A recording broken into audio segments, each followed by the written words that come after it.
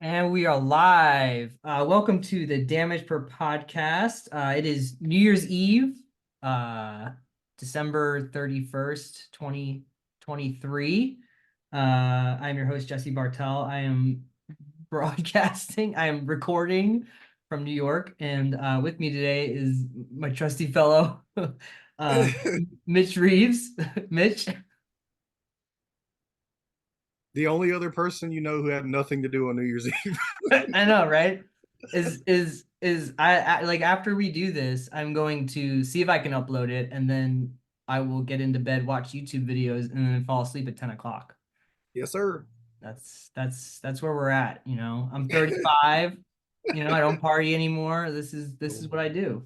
That's right. Nothing wrong with that. Ain't nothing wrong with that. Spoiler alert, it gets worse. Yeah. So today we're here to close out the year. Um, Not with a bang, more like a Yeah.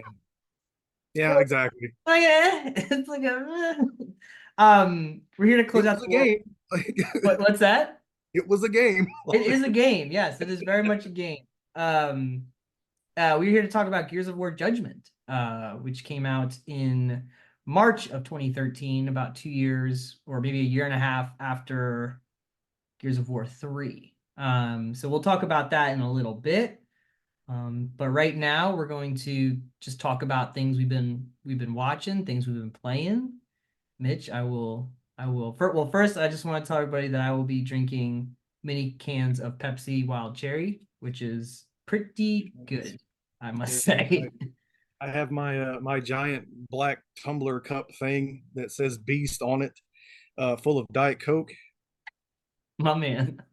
Hence our conversation previously to the starting of the recording about whether or not I could take bathroom breaks. Yeah. Yeah, he thinks I run this. He thinks I run this like the factory that my new iMac came from, where you cannot use the bathroom when we are working. Listen, I just Um, didn't want to disappear without letting you know what was up. I mean, I appreciate that. But yes, Mitch is allowed to use the facilities while he's on this podcast. This is not OSHA issue. This is not a workplace issue. This is all above board. Okay. um. So Mitch, why don't you start us off? What video games? What have you been playing? If Yeah. So I finished. I don't think I had quite finished RoboCop when we did Gears 3. So I finished that. Maybe I did. I don't remember. I I think you were talked so much. close. Yeah, I talk so much about the same shit. I get tired of hearing myself talk about it, so I can't remember what No, I it's all told right. you. Tell me about that Robo Kizop. Yeah, it was fantastic. It ended up being one of my favorite experiences of the year. It finishes pretty strong. I mean, it's not. It doesn't like. It's not going to surprise you with anything. It's a very straightforward, old school type of shooter, which I just kind of appreciated it for that. Hmm. For so many because so many of these new games have so many complex systems and things to try to remember, and for something that's just hey, you're a giant tank man, point gun, pull trigger, and watch bad guys explode. It was so fucking fun. And from then, I told Brandon on the best games I think episode that we did on werewolves that I was going to get back into Final Fantasy after that. That didn't happen. I did play it again. I got Wait, wait, into wait, wait, wait, wait. But what Final Fantasy are we talking about? 16, whatever the new one is. Oh, the one for PlayStation, right? The new Yeah, one. PS5. Yeah, yeah. Oh, okay, yeah, yeah, It's a great game, and I'm enjoying it. It's just other something else happened. yeah. So first of all, there's a new season of Destiny, which I've said repeatedly always takes me away from other shit. Hmm. So that dropped, and then something I had pre-ordered it probably well over a year ago. This game they dropped a trailer on like Twitter or something called Bomb Rush Cyberpunk or Cyberfunk. Have you seen that? Hmm. No, I It's don't know what that is. Yeah, Bomb Rush Cyber. I always fuck up the name. Bomb Rush Cyberfunk. All right. But essentially, when they dropped this trailer, I was like, "Oh shit, that's another Jet Grind Radio." Like that's all that is a Jet Grind Radio. Like down to Wow. the cell shaded graphics, the music, the gameplay is you tagging and shit against other like gangs and whatnot. Huh. So that came out. I love Jet Grind. I mean, we talked about the fact that I'm such a Dreamcast mark, but Jet Grind Radio was probably easily top five, probably like top one or two, depending on what day you ask me, from the Dreamcast library for me. So, and then like when Sega dropped that trailer, during the Game Awards, and they were like, "Oh, here's all the stuff we're doing," and it's new Crazy Taxi, it's new Shinobi, it's new Jet Grind, bro. I got so fucking hyped, and then like literally like a week later, finally Amazon shipped me my physical, because I'm a caveman and I still buy. As you can see, I still buy physical copies of everything. So they dropped that physical of Bomb Rush Cyberpunk on me too. So I was like, I don't give a fuck about Final Fantasy right now, bro. I got new Jet Grind Radio to play. So that's what I'm doing. I'll Like I've be been playing that shit. casting spells and doing quests. I gotta listen to Yeah, hip son. hop and drum and beats and Yeah, I gotta put my inlines on, man, and tag walls and shit. yeah, that's right. First of all, Happening. Jet Grind Radio is excellent. Okay, well, first of all, if Sega were just to be like, by the way, we're also just dropping a low key system right now, that'd be That's what I thought, man. I saw that and I literally stood up off the couch. I was like, no, the fuck, they're not going to announce the Dreamcast 2 right now. Like, I was so fucking excited. And they were like, wow, these new games. And I was like, ah, fuck. I Which is wonder. good. You know, I wonder if they could like drop like something that was just basically like a giant emulator for all of their games. I don't know like who owns their like I don't know who owns their like games anymore. Like they can do if they would be even able to do that. But if they just dropped like an emulator and they're like, by the way, you can play all these era of games on the and hook it up 4K, everything, that'd be so cool. But yeah, I mean, there's been like so many rumors about like a Dreamcast Mini coming out, stuff like that. And honestly, like, if they were able to do that, I don't know. Like, it would be obviously probably all first party, just Sega properties. So, your Daytona and your Jet Grind Radio and stuff like that. I'd buy it, but there were so many good games on that system that weren't like Sega IP. sure. So, and honestly, like, I feel like even if they had like surprise drop the Dreamcast 2 announcement, as hype as I was, I feel like I would have been in the minority because like most people wouldn't have given a fuck. And like it's already like everything's like already trending so hard towards PC and even Microsoft is like, we really don't want to make consoles anymore. Like, why don't you nerds just buy computers and stuff? Like, so I don't know how well that would have gone over with anyone other than me, but I would have been fucking excited. But Yeah, man, game companies are like, we don't even want to make games anymore. We just you're want right, to, we just right. want to, we want to be tech companies and sell assets and be worth billions of dollars, but we don't really want to make games. But to your to back to Jet, let's get back to Jet Grind Radio, by the way. Always. Jet Set Radio, right, which came out on the OG Xbox. Well, so the first game in Japan was Jet Set Radio, and then when it came over here for Dreamcast, it became Jet Grind Radio. Right. And then the sequel, which was an OG Xbox, was I still say the OG Xbox is the true Dreamcast too, Yeah. because it got Gun Valkyrie, it got Panzer Dragoon, it Got got Shenmue. Shenmue, Jet Set Radio Future, and that was the Yeah. sequel on the original. That's why I bought my original Xbox. When Jet Set Radio Future came out, that's when I became an Xbox guy. So when I had Jet Set Radio Future, that's what I was trying what I was meaning, because I had when I got my Xbox for the first time, I had that on a disc with Sega GT. Yep, I have Um both. yeah, which was great. And I played so much Jet Set Radio Future. I love that game incredibly. I just thought it was the coolest thing. And the I think what's really awesome about that era, or not maybe not that era, but that type of like that cell shading is that Mm-hmm. it ages very well. So like if you do like an upres on a cell shaded game, and they did this I think with like Wind Waker, you look at it and they don't really have to Oh do yeah, too much. It's like an N64 game, you upres it and you just like basically like clean up the polygons, but it looks like an N64 game. But right. like with the Wind Waker and then also like the Jet Set Radio Future, those games like they just age so well because The they Borderlands too. Yeah, Borderlands as well. Yeah, so like those games, like they continue to look good. It's funny too, because like you play Borderlands 3 and you look at Borderlands and like yeah, like obviously they look different, but like Mm, it's not that like crazy like yeah. how they got there. So Yeah, to be honest, it's a really smart thing to do because that's how like 2K or Gearbox or whoever is able to continue to put out shit like the Handsome Jack collection for every fucking console known to man because the games aren't that taxing on the hardware, but they still look good enough, you Mhm. know? So it's like they just keep cashing checks. And Wind Waker, for what it is, I still to this day, it's probably my second favorite Zelda. I'm not a big Zelda guy. Link to the Mhm. Past is my favorite. I played the Mhm. shit out of Link to the Past.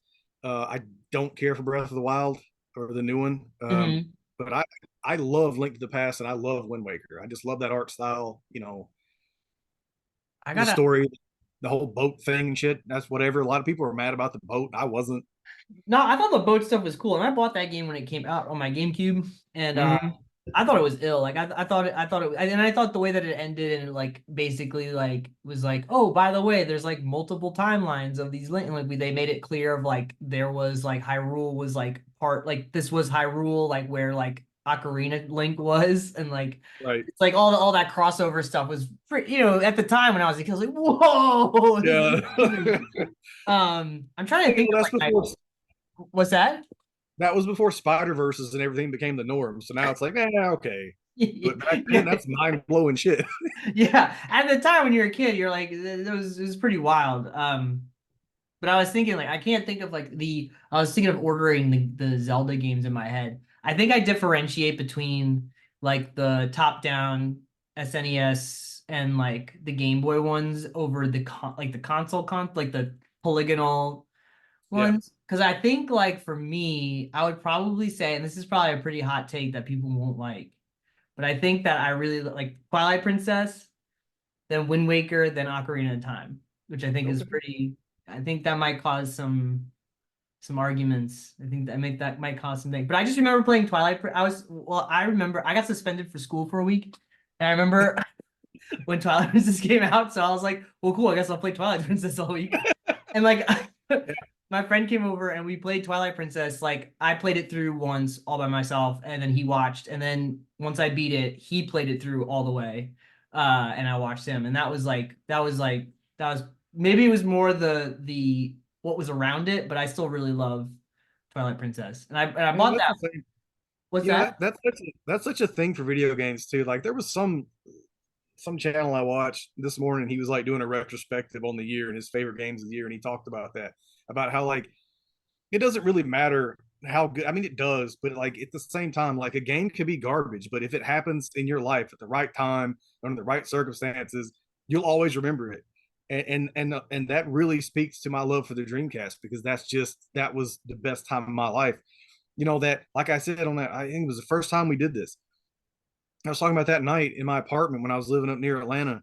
Me and my roommate doing the parking challenges, an 18-wheeler pro trucker for hours. You know, it's like, is that the best game of all time? Fuck no, it's not. Do I fucking love it though? Absolutely. Like, I still to this day play that fucking game. I'll hook Dreamcast up and I'll throw an 18-wheeler, man, and I'll just play it for a couple hours. What did the VMU play for that game? Did it do Nothing. nothing? I think it did like either a Sega logo or a Dreamcast logo. It All really right. did. Yeah, sometimes they didn't do ish for it. I was Mm-hmm. thinking of Soul Reaver the other day too, which I think was Soul Reaver. Oh, Did that hit the Dreamcast first? Or did that hit PS1 first? I always forget. Do you remember? it would have been PS1 because that's where I initially played it because that's what I had before I moved to Atlanta. Uh, So yeah, so Legacy of Kain was PS1, and then Soul Reaver. I don't know if they like launched at the same time, but I know it definitely was on PS1 because that's where I would have played it because that's all I had before I moved up there. yeah, I played a lot of Soul Reaver on my PlayStation one when I had it, but I never had a Dreamcast. And I was trying to figure out the timeline because I also remember Soul Reaver being a pretty big deal on the Yeah. Dreamcast, or like people liked it a lot on the Dreamcast, and then I was watching some other YouTube video the other day about some Dreamcast stuff, and I was thinking about you, and I forgot to send it to you, but here we are. Anyway, video games, they're good. They used to be good. Um, Yep. And then I was watching that, and I was watching a video O2 on the Sega Saturn. I'm talking about Sega consoles, but just like Yeah. yeah, the Saturn was a weird entity. Poor Sega, man. They just like really like they hit it with like the Genesis or the Mega Drive, Well, and then it was like trying to get off the ground again. it's one of those things where it really sucks to be the first out of the gate with these new innovations because you're not quite there, Hmm. but you're adopting these, like the Dreamcast being like the first, as far as I remember, the first online console where I had to plug my phone jack in the back, and it didn't work for shit, but it technically was You an can do online it. console. Yeah. And the Saturn was kind of the same thing, where it was like it beat the PS1 out the gate for like the Polygon 32-bit era, or whatever the fuck you want to call it. Hmm. Um, but if you there's a lot of really interesting like documentaries and stuff about why the Saturn failed the way it did, and that's the one console, and I'm still on the lookout for one. Like I don't want to order one on the internet, but like if I ever came across one, I'd absolutely buy it because I never had. That's the one thing I never had, and Uh-huh. so I would love to play it because the thing is, for like 3D polygon type of shit, there's nothing really there outside of maybe Burning Rangers that I haven't played that I would like to, Hmm. but it was a beast for like still like sprite based like 2D stuff and like shoot 'em ups and stuff like shmups, whatever, and shit like that. Hmm. There's a lot of stuff. The thing is though, the library is so expensive at this point, I'd almost have to like hack it or do some kind of emulation for it, which sucks. But there's still the possibility. Like there's not a lot of game stores around me. Like I've looked, trust me, there's just not. Um, it's still something I would like to eventually try to get into, just because I know there's a library there, nights, and like there's a lot of things that I just never got to experience, and I would like to. Yeah, I remember watching a friend play Knights and being like just blown away because I Yeah, was like I didn't really understand it. I didn't really get it. Like I didn't understand the gameplay necessarily, but the visuals were just so wild and bright and colorful. It was really something. I think part of this the Saturn, from what I understand, the Saturn was failing had to do a lot with like internal management and them not it like did. like them I'll send eventually you a like link. backing down Yeah, from I'll send you a supporting. link after this. There's a couple of really good documentaries on YouTube about the Saturn that even Mhm. if you don't give a shit about Sega or anything, it's just interesting. It's a very interesting thing to see how, Sega being such a Japanese company that exists like, globally, and watching um, someone over here who is given the the task of trying to explain what we need to do to market this thing to American audiences, in Japan being like, nah, fuck that. We'll do what we want. They'll like it anyway. And like people losing jobs and shit, and like it like there being like so much pushback from Japan, and like their refusal to like understand what dude's trying to say. It's a very interesting in that regard. Yeah, the whole from the snippets that I've seen, it just really seemed like just really bad management. Like, and Yep. it's just a shame, you know. And then of course for Dreamcast, it was more the technology and then also I guess sales or something like that. And then companies weren't signing up to be on the Well, system and whatever. again, like I think we talked about this on the episode 0, but um, just the fact that it was that time. It was the internet, and everybody had a CD burner, and Mhm. Sega not knowing to block piracy on their CD based console, and everybody I knew had almost the entire fucking library, but had spent only the money on the console itself because you didn't Yeah. even have to bought it. It played burned games out of the box. Yeah. Like, You're like, I got Power Stone and I got Hybrid Theory by Linkin Park on this one. man, people had fucking games that didn't even get released. Half Life, um, Oh Fighting yeah, Vipers, the Fighting whole Vipers Half-Life 2, debacle. There was that whole yeah, Half-Life debacle. Headhunter, like all these games that were Oh. in development but never released. And I knew people that fucking had them. Yeah, they ended up putting Headhunter on PS2, I think, right? Or something. I And a watched a video sequel. about that the other day too. That was a really interesting thing. Yeah. This is yeah, we're not gonna call this a podcast anymore. This will be the Dreamcast. Uh, um, Sorry, man. You asked me to come on. It's the Dreamcast is gonna come up. Like No, it's I'm here for it. I love it. I love talking about it.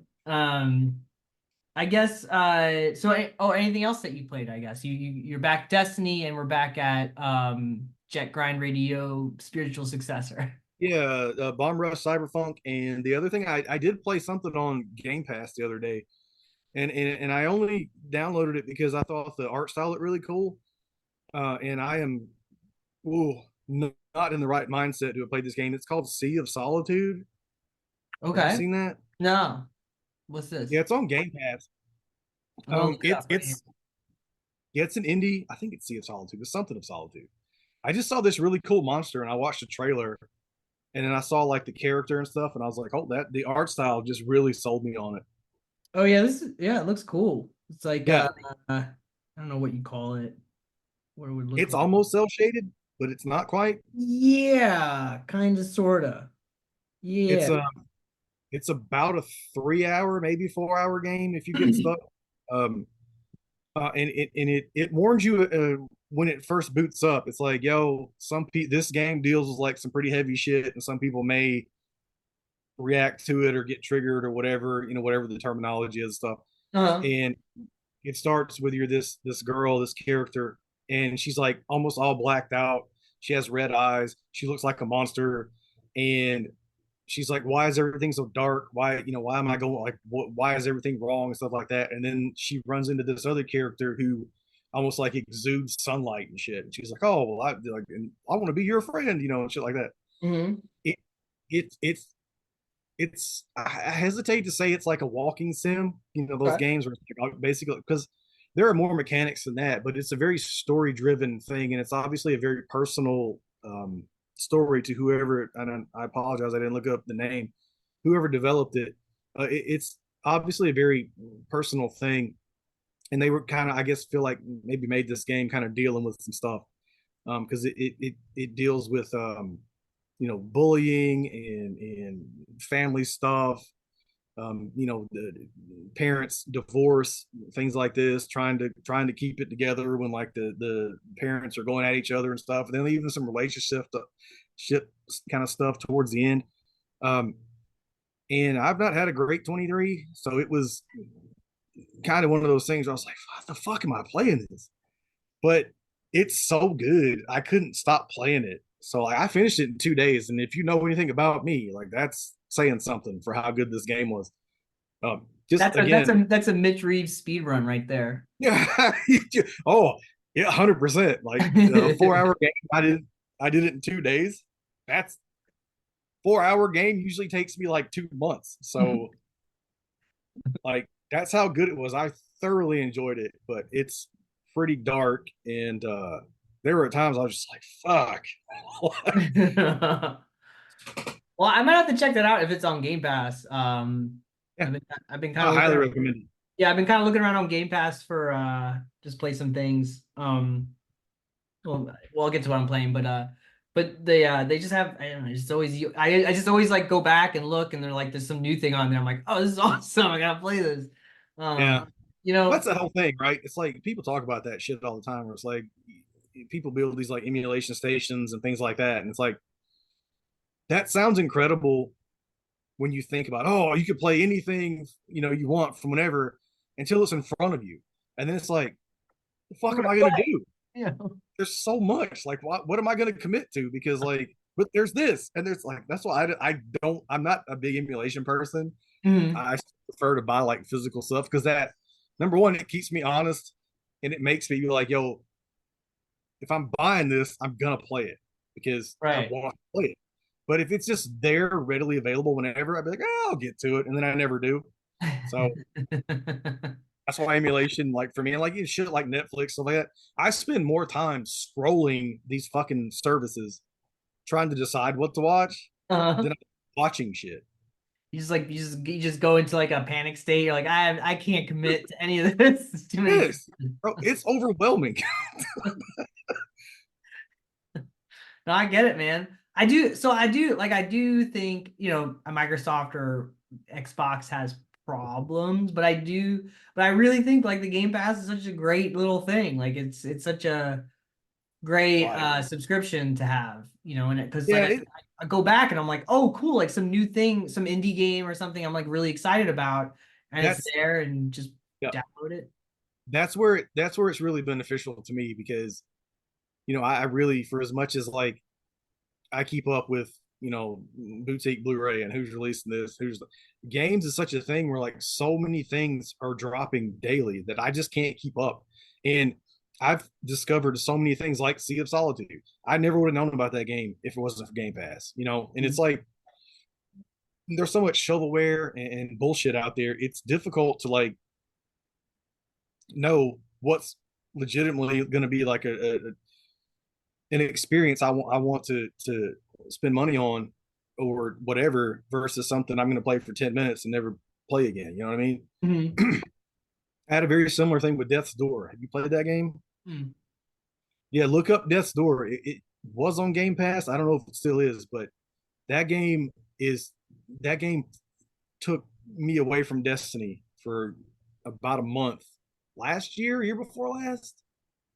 Um, it's a fantastic game. It's I've Well, recommended it to people and they've complained, being like, "Oh, it's too hard." This I don't think it's too hard, man. I think if you grew up playing the games that we did, it's very much in the vein of that. It doesn't hold your hand, but it's mm-hmm. not like Dark Souls. It's not like going to kick your ass and make you come back for more. Like you can play the game and progress, but just in terms of like story and sound design and control gameplay and everything like it, that game was phenomenal. And I wouldn't have played it if it hadn't been on Game Pass. And I was like, oh, that art looks pretty cool, and that's why I clicked on it. So Mm-hmm. Mm-hmm.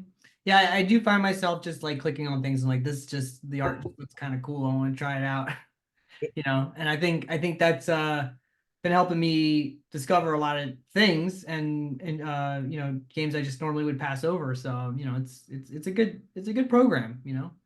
I agree. Um, how about you watch anything? Did you watch anything? Sorry.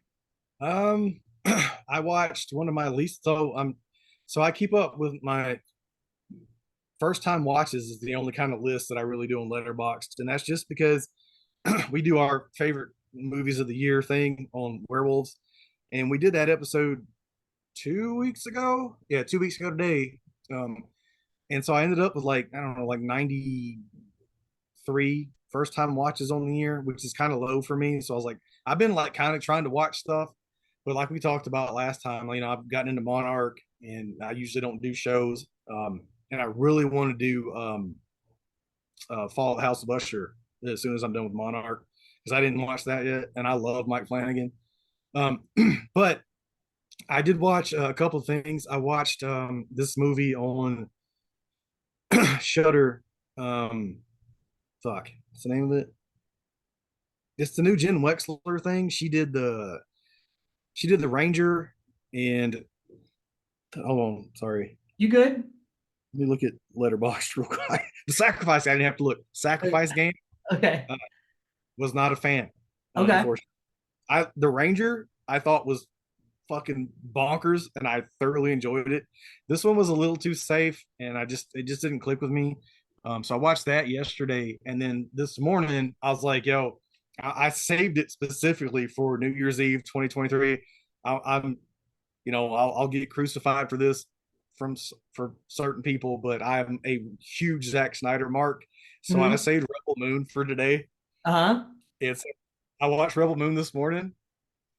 I fucking loved it, man. Nice. I know it's getting so much hate. It's getting so much hate, and like I get it. I really do. Uh-huh. Every criticism is like, "You're right. You're right." Did I still love it? Fuck yeah, I did.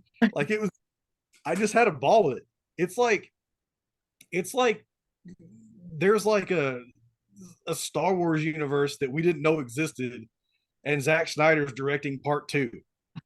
Like it's like there's so much shit that's happened before this movie starts. It is obviously so much shit that happens after this, and this is Uh-huh. 2.5 hours, and I'm like, that made no sense, and I loved it.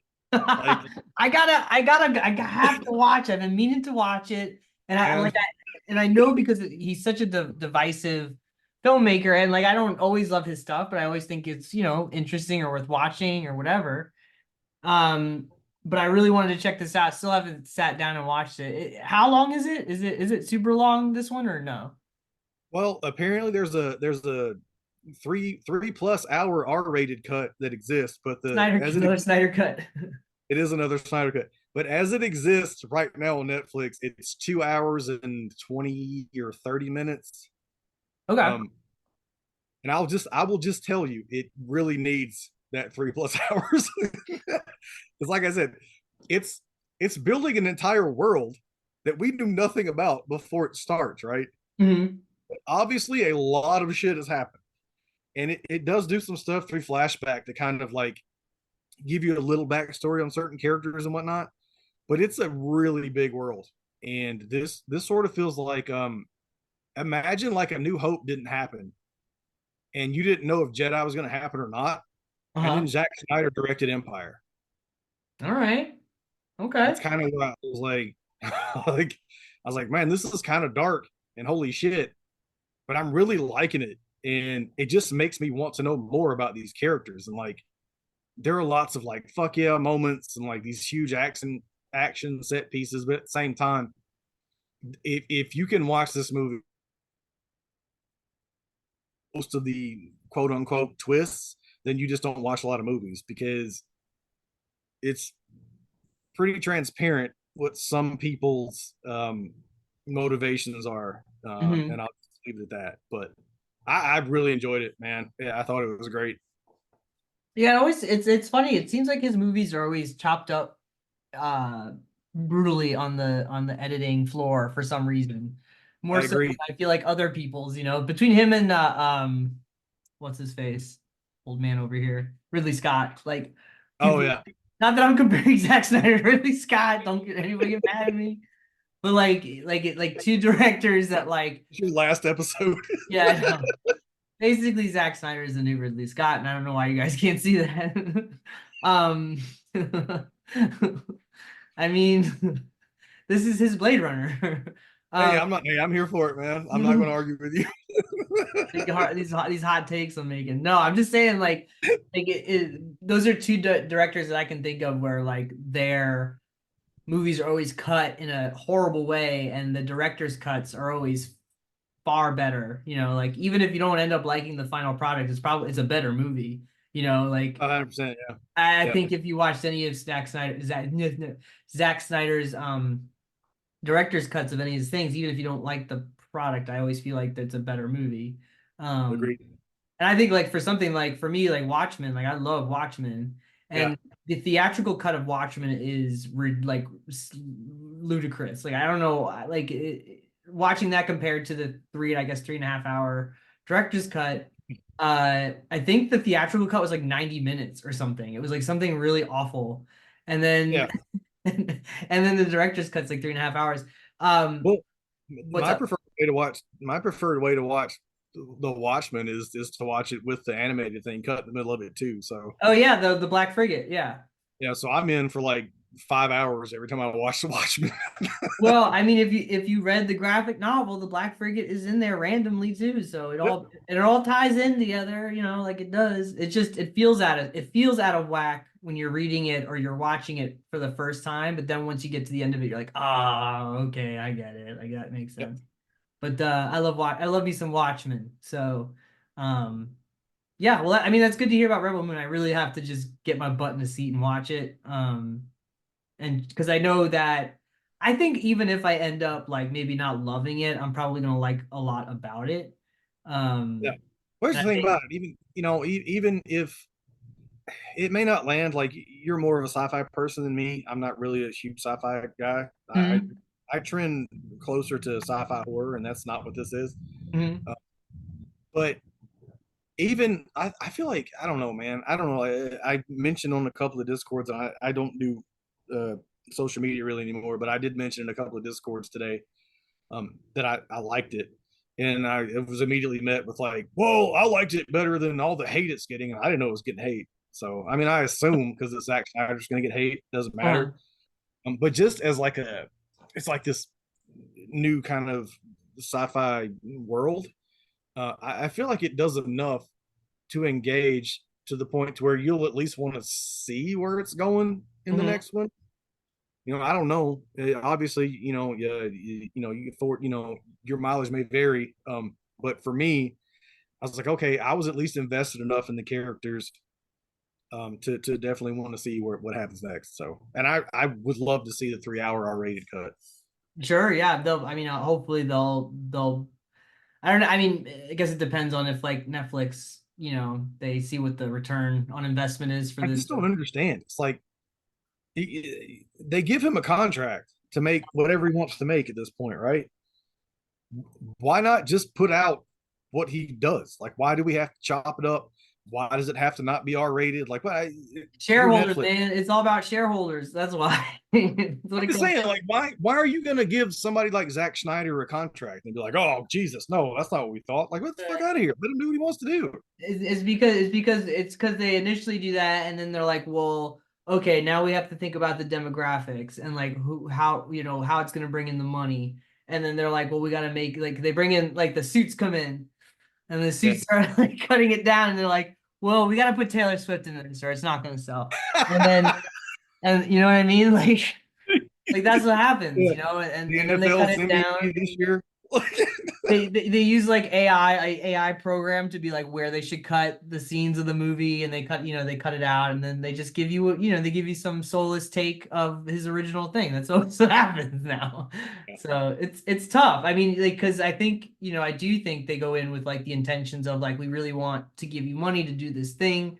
Because you're kicked out of all the other studios right now. So like, what if we like give you go do the Star Wars thing, and then of course when it comes down to the next meeting, which is about how they get money back, then these other people come in that change it, and that's just business, baby, and it sucks. It does. But it's Like, also one of those things where if this version does really, really well, then Netflix might be like, okay, we've put together this full edit, that you can also watch now, and like, who yeah, knows? It's carrot at the end I of would I would love to see the demand for it be, kind of what happened with Justice League, where it's like, give us the Snyder cut, and they're like, it's never gonna happen, and then fucking he drops a 3+ hour black and white Justice League movie that I watched 4 times the first week it came out because it's that fucking good to me. Yeah, I mean, like, who knows? Basically, like, and even if it gets like bad reviews, it doesn't really matter. What matters is if how many people are, watched it. The clicks, yeah, The yeah, analytics, that's like Call of Duty's like that, right? I'm not comparing Call of Duty to Zack Snyder, but like Call of Duty games, I know, but like Call of Duty games, right? Like they score so poorly, but yet it's like one of the highest selling games of the year, yeah. I mean, Microsoft spent $3 billion for whatever for a reason. yeah, and so you know what? Next year we're gonna get another one. Like it doesn't, if as long as if it people vote their wallet, their dollar, so. Yep, yep, And in this case, you vote with how much you have it on in your face. I don't know how they measure all this stuff anymore, but I guess it comes yeah, down to streaming analytics or how long, who knows. Data. right. Anyways, that's good to hear. Anything else? No, that's it. And we've already been going for an hour, so I don't want to Have keep we? Oh talking. my I could God. talk forever. So Jeez. All right, we'll talk about Gears of War in a couple hours. So first, let's talk about. So I'll be quick because I haven't really um seen too much, but I've been playing this game called Sea of Stars, which I absolutely adore.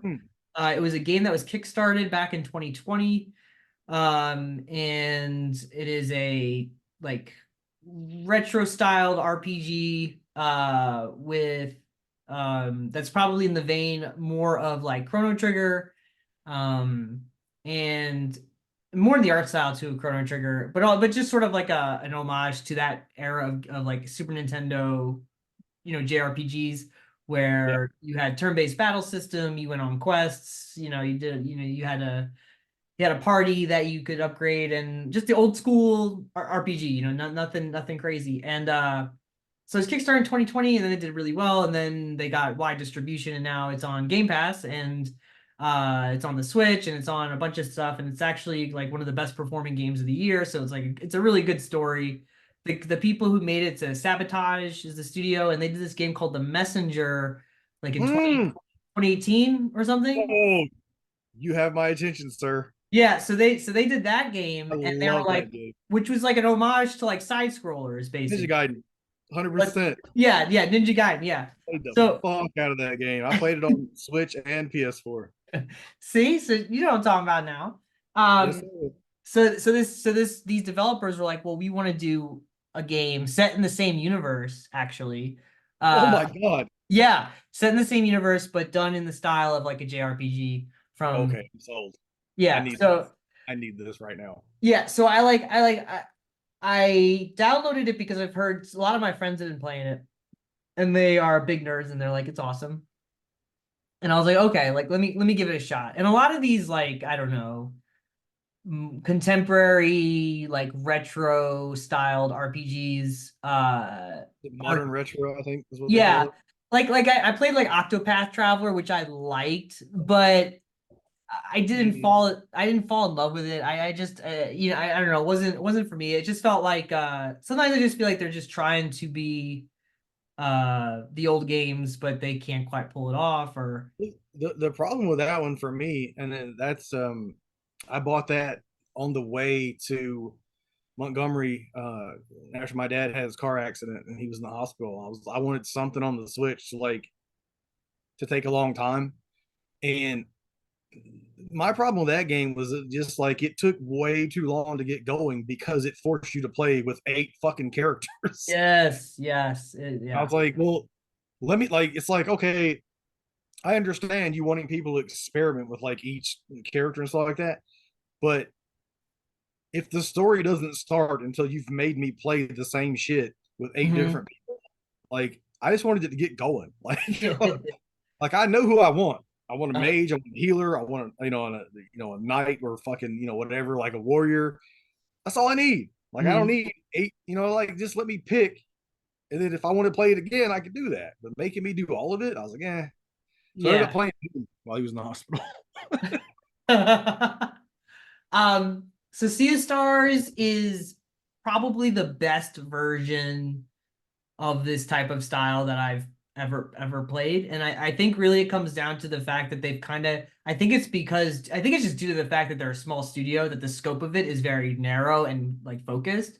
So you just get started with the game, you're on the quest, you do the thing. And the like the ran not the random encounters because you can see the enemies out in the wild and stuff. Okay. Um, there's not a ton of them so that you feel like it's a slog.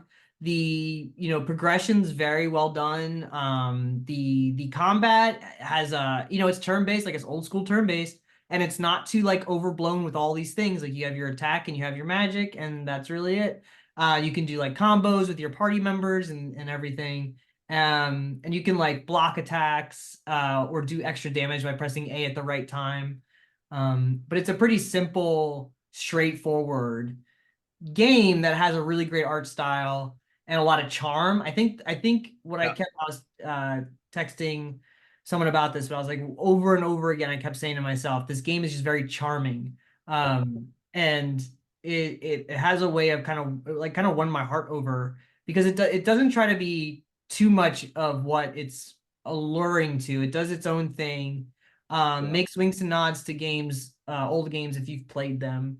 Um, and it doesn't really require you to like be um like it's not overly heady with its mechanics. Right. And it's very straightforward, and I think it's kind of refreshing. And I read a piece about this, and I can't remember where I read it. I don't know if it was Polygon or Kotaku or one of those places, but how they were saying like how a game like this that's sort of smaller in scale is kind of actually refreshing because you don't how games are these days and everything's just super super big. It's nice to play a game that is just wants to just have like it's for a gamer, like it just wants you to have fun, Yeah. just do the turn-based stuff, level up your characters. And the story is so it's like whatever, the story's the story. It's like these two people who team up with other people who have to go and save the world, essentially. Like Right. Right.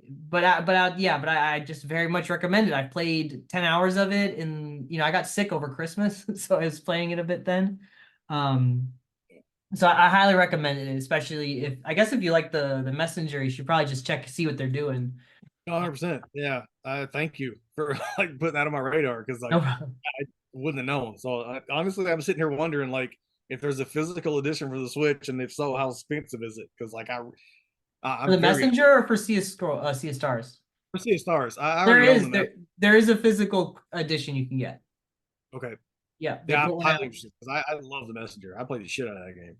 Nice. Yeah. I guess if you liked their whole thing there, I think you'll like it here if you are down for, like a turn-based, Yeah, it's 100%. Yeah, I cut my yeah. teeth on that back in the day. Like these newer RPGs, I kind of like lose interest in for whatever reason. But I used to play specifically for me for RPGs, JRPGs. I got super into on the PS1, but it was stuff like Lunar and Mhm. the older style, Wild Arms. Wild Arms So, is so good. Wild yeah, Arms 2, baby. yeah. Yeah. So that was me. Like before that, Link to the Past was probably the closest to an RPG I played during the Super because I'm more of a platformer run and gun kind of player, but I Mhm. love Link to the Past. But I really got into the JRPGs on the PS1, and I honestly really haven't been into them since then. I played Right. maybe one or two. Mhm. Um, PS1 though, I was super into RPGs. Yeah, Um, that was a golden era. I for sure yeah, I'm with you there. Like I would just be up in my room playing some turn-based stuff. I loved Wild and Arms 2. I love Xenogear Saga. I love Gears, my yeah. man. Woo! Xenogears is Love just me so some good. Gears. Yeah, that was awesome. But yeah, I guess Sea of Stars is like the other great one that I've played that I think this is better, but I think a close, very, very close second. There's a game that came out a couple of years ago called Chained Echoes, and this is kind of in that vein of uh thoughtful JRPG that is or JRPG like that is uh reverent to its like source material, wants to do its own thing, and is kind of nostalgic, but is just a joy. It's kind of just it's just like a joy to play. It's charming. I just like playing it. It just feels good to play. So I very much recommend, um, I very much recommend that. Um, so in terms of what, and that's really all I've been playing. I think I was trying to think. I booted up Hollow Knight again for whatever reason. And did you play That Hollow game that feels like a game I should like way more than I do. To be honest, I keep trying it, Knight? but Usually, yeah, yeah. yeah, it's I, fine. It's not bad. It's good. I just don't care. I don't yeah, know. yeah. It's like I get it. Like I get that feeling because like Yeah, people love it so much, and I always kind of go back to it. I'm like, this will be the time that I'll really get it. yeah, same. Shovel Knight, same thing for me. I I'm like, see now. I love Shovel Knight. I think that game's rad. everybody does, and I'm like, yeah, and it checks all the boxes where I should love it too, and I'm just like, it's okay. Like I get it. I think there's I don't know. actually there's a Shovel Knight joke in Sea of Stars. Oh, nice. Yeah, it's pretty good. Yeah. Yeah, there's a couple of jokes like that where they do a few funny things. And yeah, that's about it. Games I've been playing. What I watched, well, first I finished up the Scott Pilgrim anime. I don't know if I Okay. talked about this yet on I here. don't think so. So the original creator, or not yeah, the guy who made Scott Pilgrim, he wanted to do a new series or something. And he got this Japanese animation studio to do it. So essentially, it's a retelling of the like if you were watched. We're just gonna talk about the movie. If you watch the Scott Pilgrim movie, it's basically That's all I've seen. what's Yeah. that? That's all I've seen. I've seen that, and I played the 360 arcade Scott Pilgrim versus the World. That's all I know about Scott Pilgrim. Yeah, that you then you're good. So like if you think of the movie, like this is like a play off the movie, like where it starts off the same where Scott's gonna like fight off the X's, but then all of a sudden he gets pulled into like he gets pulled away into like a different in a portal, and then it's just Ramona trying to figure out where he went. and it's really well done. And I think the cool thing is that he was like, yeah, I want to do this series, but I want this specific Japanese animation studio to do it. So it's done in a like a cutesy anime way that really fits, I feel like, for like the aesthetic of Scott Pilgrim. Yeah. Um, and it tells like a really great, wonderful Scott Pilgrim story. So I recommend it. I don't really have much more to say about it. If you liked the Scott Pilgrim movie, if I think it's worth watching. It is very enjoyable and funny. And all the original voice actors or the cast from the movie came back to do the voice acting. So Oh, yeah, like Mary Elizabeth Winstead is Ramona, and Michael yeah. Cera is bad. Chris Evans does one of the the Oh, weird. nice. Yeah, so like everybody they're people. It's fun. It's a lot of fun. And so the other thing that I watched, I went a couple of weeks ago because I can't remember the last time we spoke, but I was talking about it, but I was gonna go see the new Nick Cage movie, Yes. Dream Scenario. Yeah. That movie's weird. That is, and I don't mean it's like Nick Cage weird. It's just a very weird. I don't feel very good movie. Like Yeah. like they kind of market it as like, oh, it's funny that like Nick Cage is in everybody's dream, and you think that that's sort of like that's like where they end it, and that's really only probably like the first 20 minutes of the movie. And then the rest Yeah. of it starts going in like a really dark area where because so the concept is like everyone's having this dream of this guy, the same guy, and this guy is this like random ass professor in Canada who's played by Nick Cage, and he's like a total loser, like a nobody, like he's just such a wimp. And they're all having, and so he's like, oh my God, everyone's like thinking of me, this is crazy. And then like they're always like they're like in my dream you like walked by, like and it's all like innocent stuff. But then all of a sudden like like people start having dreams of him like terrorizing them or like assaulting him or them, and they like cancel this guy, and he's like, I wasn't, that's not me, that's the dream me. Like I Oh didn't my do that to God. you. So like so they like canceled Nick Cage and so like there's like this weirdo commentary on like internet fame like running through this movie, but the Mm, way that they tell it, like all of like the way they depict Nick Cage, like the way he assaults people and like the tone of the movie gets really like it feels really awful by the end of it. And like the person who did the screenplay for this movie was clearly going through something, and I think it was like a divorce or something like that. Like because like the movie's really about Nick Cage's relationship with his wife and his kids, and mm, this whole like dream thing is kind of worked in around that, and it like at the end there's like this resolve with the not really resolve, but it's between Nick Cage and his former wife by the end of it. But like mm, everything else leading up to it is like just like it just made you feel really awful. But it's I only recommend it to people who like really weird. I think is like it's like a pretty traditional like A24 kind of movie. Like it's just yeah. kind of That's interesting. It's like because like there's a lot of that kind of stuff in the unbearable weight also, like with his wife and his kid and like oh yeah, but that's definitely way more I I like mean it's comedically in that one, but like that's interesting that that's like a kind of a through line there between the two. yeah, it is interesting, and they think of Cage to like play these characters who are going through like relationship crises, I guess. Uh, Yeah. but I would watch Unbearable Weight. Like I can just watch that. Like you could just put that movie on. I could Yeah, just it's not. fantastic. Yeah. Yeah, I can't put Dream. I wouldn't. I can't watch that movie again. Like I enjoyed it. Wow. Okay. I Like haven't I seen it like yet. like I enjoyed it. It's on the Yeah. short list of things I have to get to from this year that I missed. So Like I respect it. I enjoyed it. Like he's like Cage is amazing. Obviously, it's a really great part for him.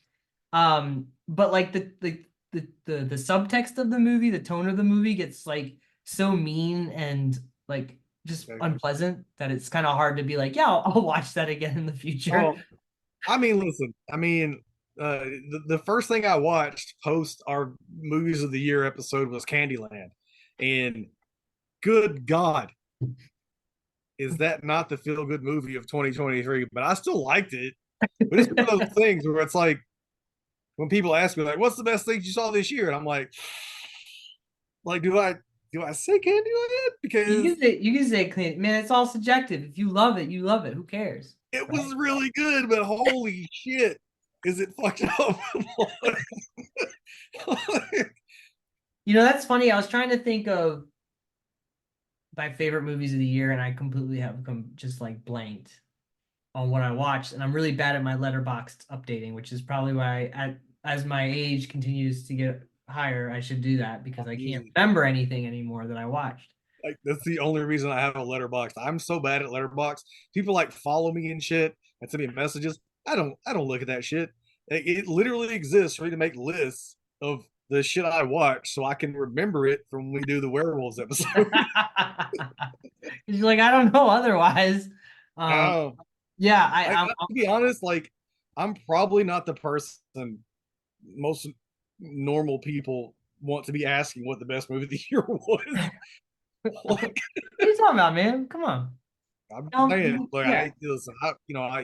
I work in surgery, and I remember there was a doctor who had heard about the human centipede, and he was like, "Have you seen it?" And I was like, "Yeah, man, of course I've seen it." You're like, And he's seen like, it. I seen all three. Yeah, well, it was only when the first one was out." But he's like, "I want to watch it," and I'm like, "You don't, you You don't really want to don't." watch it. He's like, "Yeah, dude, it says 100% medically accurate." I was like, "It's not. It's Not. absolutely not. Like, don't watch it for that reason." But he was insistent. I was like, "All right." So I brought my DVD to work, and I let him go home with it. And he was dating this nurse who worked in ICU at the time.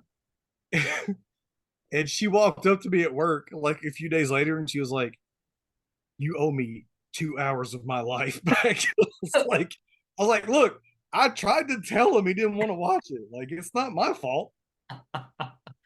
Yeah, I mean, listen, that's one of those movies that's unique concept, but weird follow-up, I guess, or follow through.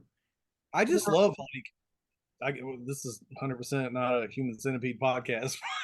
Welcome to the it's Cinecast. such a it's such a ridiculously stupid concept, and then the fact that like they made a sequel which was so fucking dark Yeah, and so disturbing. what's And that fat guy was in it or something, right? yeah, well, I forget his name. Yeah, that guy. And then another sequel which went completely in the opposite direction, where it was almost a cartoon because it's so fucking dumb and over the top. I'm just like, hey, if you sat down and watched all three in one night, like I don't know how you come back from that.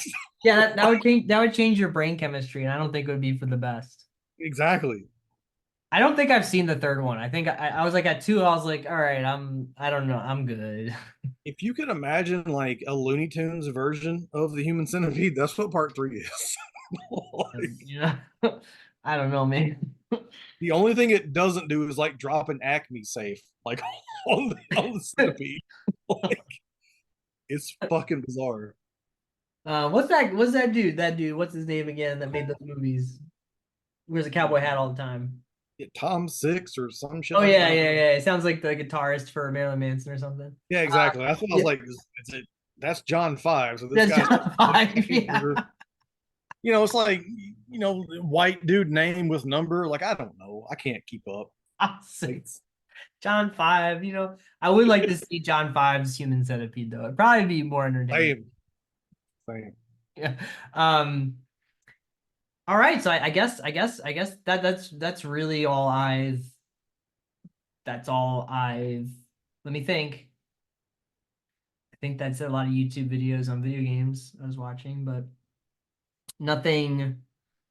Yeah, I think we're gonna stop there with what I've watched. I can't even think of what's coming out in theaters that I want to see either. I don't even know what's coming out. There's usually a Wow. bad movie. There's usually an awful movie the first weekend of January, a horror movie. Well, Blumhouse is here for you with Night Swim. All right, that's maybe I'll go see that. I won't. That's a hill I'll die on. I will never watch that movie. If that shit drops and people like it's the best thing I've ever seen, I will not fucking watch it. Wait, Mitch, why are you so mad about it though? It's I listen my second favorite podcast outside of a Damaged Per is a podcast called is a podcast called Best Movies Never Made, and I Mhm. have listened to people who are dedicated to this craft, who sacrificed almost everything to try to get amazing ideas made, and they didn't happen. And fucking Blumhouse puts out Night Swim, and people are like, "Yes, who the fuck who wants to watch this? It's garbage. Fuck out of here!" Like, have you seen the trailer for this shit? No, I don't even know. I don't know what it's about. I don't have no Dude, idea. I'm telling you, the title tells you all you need to know. Night Swim. Who knows? It's a Jason Blum. Mm-hmm. Night Swim. You Yeah, know, and it's family buys a house with a pool and daughter swim. The fuck out of here! I don't give a fuck about this shit. It looks terrible. It looks fucking terrible, and it's like it's so aggravating because these are the same people that like, oh my god, like we get something like, oh, what the fuck's the name of that movie? Um, Something as fucking bonkers as that weird fucking movie where that chick had a weird deformed twin living in the back of her head, and like, I'm so bad at this. I'm I so don't bad. I know. so much shit I can't remember names. But it's like, why do we have to suffer through shit like Night Swim? Because he made it for like $2 and it's gonna make 10 million, and then they're gonna be like, it made a That's what ton of I'm saying. money. And next summer we're gonna get Night Swim too, Night and I'm Swim gonna get too. even Electric more Boogaloo. pissed. You're gonna be more mad about Fuck it. out of here, man! I can't. Oh my god, Didn't I the hate it. wait, I want to make you feel happy though. But so like didn't that podcast, didn't they talk about like the thing too? That like they were gonna Yes, make that was like yes. that That script. podcast has talked about amazing sequels to Jurassic Park that we didn't get, amazing Commando 2 that we didn't get, an amazing Thing sequel we didn't get, uh, what probably would have been the greatest Friday the 13th movie of all time that we didn't get. Excuse me, that's part 4, final chapter, sir. That's the best. First of all, negative Ghost Rider, that's part six. Part That's six part. is Oh wait, Friday wait, the wait. 13th. No, I'm thinking of sorry, never mind. What am I thinking of? I'm Wait a thinking of minute. Jason Lives is the greatest cinematic achievement of like all of humankind. What are you talking about? okay, That's the well that is best great movie because ever made. he gets El Electrica muted out of the mud. Yes, it is. That's It my is favorite movie. it is really good. I will give you that. I just really do My love the favorite movie of final all chapter. time. For me, final chapter is super fun. That's my second favorite movie. Like But I would like that's to me is like the perfect. That's the me that to me that's the perfect before Monster Jason Friday the 13th. it is 100%. But I prefer You like like Monster Jason. weird like super zombie Jason. And part six is it's still like it's is it the best made thing of all time? Of course Yes. not. It's my favorite movie. Fuck yeah, it is. Doesn't he like I forget doesn't he like kill some dude in the car in the beginning and like the credit card goes flying or something like that? Well, yeah, he kills that chick. She tries to give him money and shit, Yeah. and he fucking stabs her through the mouth in the mud puddle with a spear. And you see her American Express card like floating in the water. And Yeah. that's I just after he punches Horshack's heart out. I I mean, just it's a perfect movie. I just remember watching that and being like, this is cinema. 100%. And I got to This- see it. I got to see it on the big screen this year for the first time in my life. These guys that this we're not going to get to Gears. Gears of War what? I'm sorry. I'll be brief, but October had a Friday the 13th this year, and some friends of mine, they have like this very small production company in Columbus, Georgia, and they make like short films stuff like that called the Dead End Drive-In, and they did an event in Auburn, and they had a secret screening of a couple of things, and so I went to it, and the first thing they showed was Halloween 3, and Nice. then they followed that up with Jason Lives, and I lost my shit. I got a little too happy, if you know what I mean, but I had a fucking ball. And it's not like there's not like a movie screen, like they had a bed sheet strung up with a projector, but it was Uh-huh. still the biggest venue or whatever that I'd ever seen Jason lives in, and I fucking loved watching that movie with a crowd. Yeah, that probably had to be super fun to watch with a crowd. Um, I'd be down for that. I'm down to watch any Friday the 13th movie pretty much. Pretty much. Pretty much. You Pretty know much. me, like that's my favorite shit. So Honestly, there's some there's some I'd rather watch ones way more than other ones, but I oh genuinely yeah, I 100%. generally find them fun. Yeah, yeah, Um, okay, so let's talk about why we're really the reason for the season. right.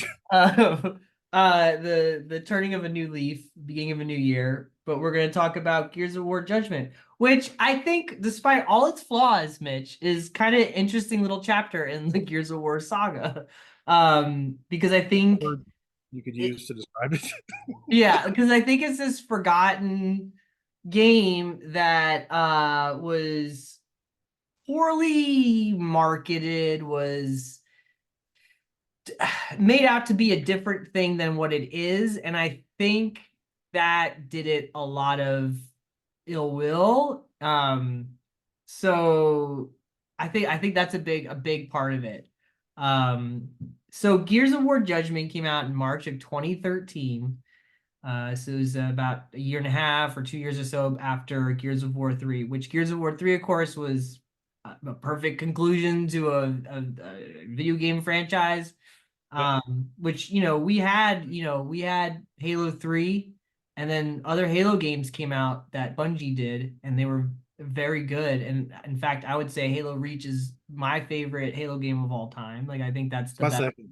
Yeah, I think Halo Reach is incredible. It's the Rogue Yeah. One of Oh yeah, absolutely. That's a great comparison. Yeah. yeah, it's the Rogue One of the Halo franchise, and I think it's untouchable. And I think ODST is a really interesting, unique game. It's not Yeah. it's not my favorite one, but I think it's a really good game that has good, has really great lore stuff built into it, and is you play from a different perspective of what was going on during three. Right. So Gears of War 3 is done. We get Judgment, and like you could think like, oh, if we get Judgment, it's supposed to be like a prequel story. It could be like this is their reach, right? Like this could be their like this could be their time to like, you know, create a new Gears game that is as good as the trilogy, like operates itself outside of those parameters and is as good. Right. So it was developed by People Can Fly, they are a Polish game studio, and they are known for after this doing Bulletstorm with Epic Games, but initially they were known for doing the That's game. interesting. I didn't realize Bulletstorm was after this. Yes, Bulletstorm is after this. So this was definitely like probably their like well, I'll talk about it. So they made Painkiller initially, which I don't know if you've ever played Painkiller. Yeah. OG Xbox. Yeah. Yeah, but if you think of Painkiller and think of this game, there's a lot of similarities in that, Painkiller was like a room or like a Serious Sam, like arena-based shooter where you go into a room, you get wacky guns, you kill all the things in the room, then you go into the next room, you kill all the wacky things, and it's pretty bare bones. And that was, they made Painkiller and it did very, very well, given their size and it was played by a ton of people. It got a remaster a few years ago. Mm-hmm. And then People Can Fly, I guess they got teamed up with Epic somehow, but they did the PC port of the first Gears of War. So they were in charge of the first PC port of Gears of War. So this is how they were handed Gears of War Judgment, because it's like if you go from like Bulletstorm, Painkiller to Gears of War Judgment, you're like, oh, how do we get here? But it seems like they were like guns for hire for the port, and they got used to the technology and the way the game operates, third person shooter. And I'm not sure. So at this point, Gears of War Judgment, at this point, Cliff Bleszinski's not a part of Epic Games anymore. Karen Travis has left. Eric Nyland, who worked on Halo stuff and Gears of War stuff, is gone. So the writers for this game are just people that were like that still had a job. And clearly, like I'm sure Microsoft had a gun to the back of their head saying like, listen, we sold over Right. I don't know. I forget. I think it's like I'm gonna say this wrong. It's either 3 million or 1 million copies of Gears of War 3 were sold, which is um pretty incredible. uh, you know, um, it's a big amount of money that they made, and so they probably were like, we need to make another game, and so they had people that can fly probably on payroll or whatever they had.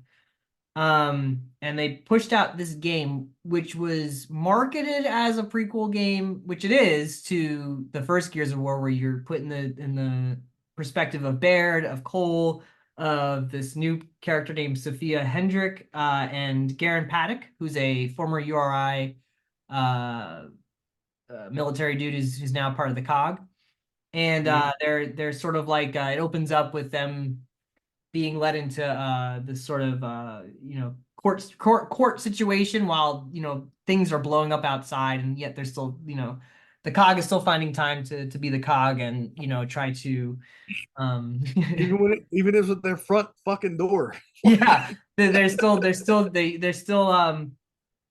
you got Loomis, this guy named Loomis, who's a sergeant, or I don't understand military rankings very clearly.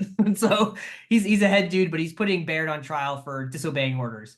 And he's like you're gonna be executed if we do this thing. So it's kind of like a how did we get here kind of situation, and it flashes back to what you're going on now. Cool, fine, awesome. Like that's a totally fine setup. The thing that was, I think, kind of disingenuous about Gears of War Judgment is that it's essentially paying. It's like Gears of War Painkiller, or it's like Gears of War Horde. It's like Gears of War Tournament. It's like Yeah. it's like it's essentially you start the level, and there's these options, or like skulls in Halo, where you can make the level harder by adding like if you agree to it, it's like, oh well, Yeah. there's a lot more smoke, or you can only use locust weapons in this level, or like that you can get that goes towards your star rating, which is your level rating, and it's sort of very arcadey. Like the higher the star rating, the higher your score at the end of it. That goes towards your ranking in the overall Gears of War Judgment ranking. For you can unlock epic boxes for skins for your it's the beginning of the end. um Yes. so so essentially the game that kind of promised to be like this very cool, interesting prequel story is really not that, because it's basically you're entering room after room or section after section, where you clear out the section and then you go to the next section, and there aren't any large set pieces, there aren't any really big moments. It's just kind of changing scenery, right? And that's Yeah. that's really about it. Or do you disagree, Mitch? Or Well, it certainly starts off that way, but I will say I have notes here for this game. Um, um, and you're right, and it's funny, like you talk about the challenges. So I mentioned, like we didn't know what night we are going to go do this because I may or may not have had company this weekend, and Goose has the COVID. But she was here a couple of weeks ago, and I had my notebook laying out, and she was looking at it, and the first note she laughed at me because the first note I have says, I just like scribble stuff to like make me think about shit to talk about, and uh-huh, it just says bullshit challenges. It's like that's what it is. It's uh-huh. bullshit. It's. So here's the thing: you had to remind me multiple times that People Can Fly made this Yeah. because I'm old and I kept forgetting that. And so with that in mind, it makes sense. But if you don't remember that, I'm like, what the fuck are they doing? Like, Mhm. like so. But yeah, I'm with you. I One thing I forgot, having gone back through as many of these with you if I have as I have at this point, is just how fucking like often they start with their main characters being in prison or like under court martial for whatever reason. I'm like, yep, there we are. Now Baird's in trouble. Like, Yeah. okay, like we'll see. And that's the thing about this one. It's like this is the most video gamey one, um, Mhm. because it really puts everything you can think of when it comes to like a video game, and not so much a cinematic story driven experience. and not that the Gears games before this are particularly like deep, but this one is just like as shallow as a puddle. Um, but I will say, as with three, and what we talked about last time, is like I realized the difference between two and three, and even the difference between how this one starts and where it goes is once you put Gears outside, I'm way more like excited or interested. When it's like tiny corridors and underground and like shit like that, I'm like, it's just more of the same shit over and over. But it's like this one starts that way and it stays that way for a while, and I was honestly pretty bored. Mhm. But once Cole's testimony happened and you're essentially storming the fucking beach at Normandy, but like gear style, I was like, oh shit, this is cool. Like Mhm. this, it's the same shit that I've been doing this whole time. But when you put me outside on the beach and there's fucking mortars and fucking, these gun emplacements and stuff, and we're running up a beach and all this shit's happening, that was way more fun for me than just being, underground somewhere or in a museum again and shit like that. So Mhm. for I don't know what that says about me, but for whatever reason, if you give me the same shit that I've been doing for multiple hours at this point, but you put it outside, I get excited. Well, I know that part you're talking about is probably like a high mark, I think, for the game, where you're on that beach and you're working your way up to like the gun placements. Yeah. And it's a really great moment. And of course, once that moment's over, it's sort of like kind of Yep. back to the same stuff. And there's like moments where you can see like, oh, they had these like there was there was like some stuff going on in like the background. I took a shot of it with my Xbox, but there was like a, like I think the game that actually what it does the best is it looks really good. Like it's a really good Oh looking. yeah. It's the, it's the end of the, we're coming on to the end of the 360 era. So it's really pushing the limits of the Right. machine. And like there's a lot of color in this game. The Yep. background, That like wasn't there. Yep. yeah, there's like the flame effects look really great. Like there's a lot visually that this game does very well. And I think like for me, I think that for I feel like Gears of War Judgment is a lot of interesting ideas that don't work really well because I feel like I think really part of it has to come down to the way that like the game is marketed and how it followed three and was like, here's this thing. But if this was like $40 add-on DLC to three, like no one would be complaining because it'd be like, oh, okay. Or if they That's where called it it, makes more sense. yeah. Or if they Yeah. called it like Gears of War Tournament, right? If they just called it Gears of War Tournament, like if Yes. they made it Unreal Yes. Tournament and they were just like, this is Gears of War Right. Tournament with a single player Well, campaign that's arcadey, like yeah. I think everyone would be like, oh, okay, like we get it. Right. Well, that's what I kind of texted you. I was like, everything about this game feels like unrealized multiplayer content for other games that they Yeah. just like stuck together and like threw in some cutscenes around it. Hmm. Because this is, again, like this is the most video gamey Gears. It's like everything you could ever imagine or you've ever played in a video game is in this game. It's it's escort missions, it's fucking wind, it's fog, it's it's the same shit over and over again. But with Battling, getting set up for horde mode basically in single player. yeah, And like, start the yes, next wave, and you're like, what is this? The right. It's immersion like, is oh, gone. let me go over here and touch this cog symbol and let me see what the challenges are. And then I have to meet these certain parameters. There's none of that before this game.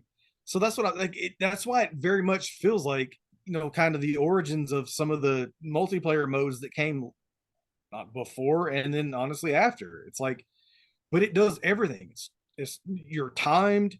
You can't see shit because of fog. There's wind. There's like you set up the fucking spike traps, and there's a bow that essentially sets up tripwires. It's Hmm. like everything about it is just so video gamey, Hmm. and that's and like I had played this before and didn't remember. I remember not liking it, but I didn't remember why. And like as soon as I booted, I was like, oh right.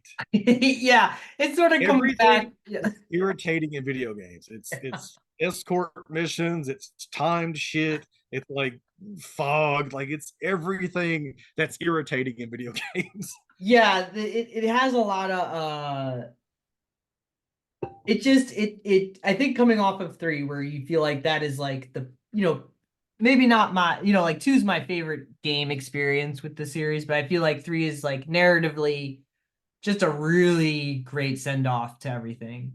And then Right. you boot this up and you're like, what like like I just read five novels and played three games to get to this game? No way. Like, how do we do this? Yeah. Oh, Like it's so much worse for you than it is for me. it's so disappointing. Like it's Yeah.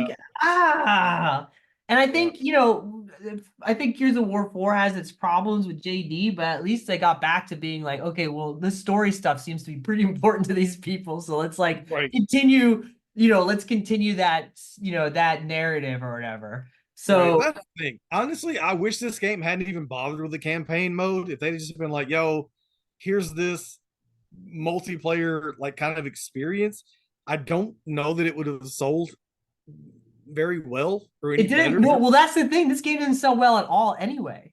So Right.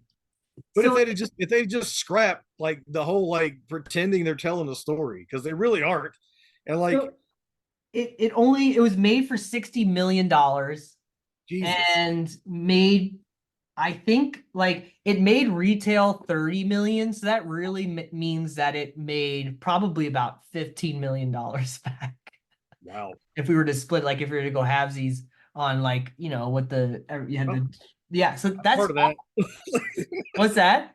I'm part of it. I still Yeah, have my original copy and they're on the shelf. So but that's coming off of Gears of War 3 that sold like 3 million units, and so right, like units, not dollars. right. So this was made for $60 million and only probably made about, it made 30 million back retail, but really only probably made about 15 million back uh the cost. So Yeah, so it's a dark day. It's a dark yeah, day. that's bad. Yeah, for that for the Gears of War. I'm pretty sure they're like, well, are we even gonna do this anymore? Like I don't Right, that was like that's some nail in the coffin shit. it hurts to see, like it hurts me to think of like making a game for $60 million and making nothing back on it. It's like, That's what whoa. I'm like. That shit is like I could sit here all day and talk to you for hours about like how shitty something is. But if somebody gave me $60 million and was like, make me a Gears game, I'd be like, I don't know. I don't know. I don't know. I don't But know. I need to hire some people because as far as I'm concerned, like that shit is magic. I don't know how to fucking do let me play as Anya. I don't know. We'd be a it. bad bitch. Listen, Yeah. if you gave me $60 million to give me fucking 15 years, I couldn't produce you a video game. I Like, could I could I could double my debt of that $60 million. I will have to owe you 120 million actually by yeah, the end of it. just get this back because this is Yeah. not like I am bad with money. Um yeah. so yeah, so like after this, like it tanked and it was the end of the 360 era and there was, um and then they did Bulletstorm. So I It's which I amazing. think is yeah, I think Bulletstorm's killer. And now people can fly. That was Bulletstorm was like their peak video game. And then they did Outriders recently. Do you know that game Outriders? 100%. I enjoyed it. Yeah. I knew I knew So, it was so gonna fail because everything that comes out as a Destiny killer is destined to fail. No pun intended. yeah. If So they so had just like released it and be like, yo, here's this game. But I loved it. I played the shit out of that game. so Outriders is a pretty interesting, all right game, but yeah, it kind of didn't get any traction. I played it in its beta, I think.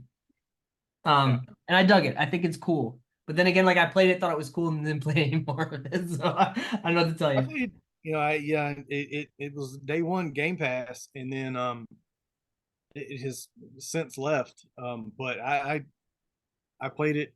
Me and Binky and another friend of ours, Sean, we played it. Well, Sean didn't play the whole thing, but we played the entire thing, and then I ended up buying it for super cheap for the PlayStation and playing through it again. So And I liked it.